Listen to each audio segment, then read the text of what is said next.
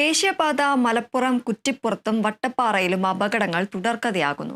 കഴിഞ്ഞ ദിവസം ബസ് മറിഞ്ഞുണ്ടായ അപകടത്തിൽ 50ഓളം പേർക്ക് പരിക്കേറ്റിരുന്നു.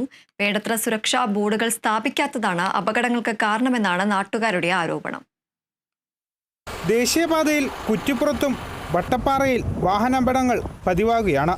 കഴിഞ്ഞ ദിവസം കുറ്റിപ്പുറത്ത് ബസ് മറിഞ്ഞുണ്ടായ അപകടത്തിൽ 50ഓളം പേർക്കാണ് പരിക്കേറ്റത്. ദേശീയപാതയിൽ വേണ്ടത്ര സുരക്ഷാ ബോർഡുകൾ ഇല്ലാത്തതും വാഹനങ്ങളുടെ അമിത വേഗതയുമാണ് അപകടങ്ങൾ വഴിയൊരുക്കുന്നതെന്നാണ് നാട്ടുകാർ ആരോപിക്കുന്നത്. നിർമ്മാണ പ്രവൃത്തികൾ പുരോഗമിക്കുന്ന വട്ടപ്പാറയിലും വേണ്ടത്ര മുന്നറിയിപ്പ് ബോർഡുകളോ സൂചനാ ബോർഡുകളോ ഇതുവരെയും സ്ഥാപിച്ചിട്ടില്ല. സിഗ്നൽ ലൈറ്റുകളും മറ്റു കാര്യക്ഷമമല്ലാത്തതും രാത്രികാലങ്ങളിലെ അപകടങ്ങൾ വർദ്ധിക്കുന്നതിന് കാരണമാണെന്ന് നാട്ടുകാർ ആരോപിച്ചു. നോക്കിയാലും ഇവിടെ വണ്ടികൾ എന്നും ആക്സിഡൻ്റ് ആയിട്ട് കിടക്കും.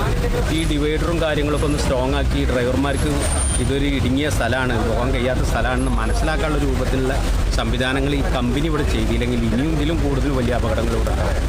മുന്നറിയിപ്പ് ബോർഡുകൾ ഇല്ലാത്തതിനാൽ ഗതാഗതക്കുരുക്കിൽ വേഗത കുറച്ചു പോകുന്ന വാഹനങ്ങൾക്ക് പിന്നിൽ അമിത വേഗത്തിലെത്തുന്ന വാഹനങ്ങൾ ഇടിക്കുന്നതും പതിവാണ്.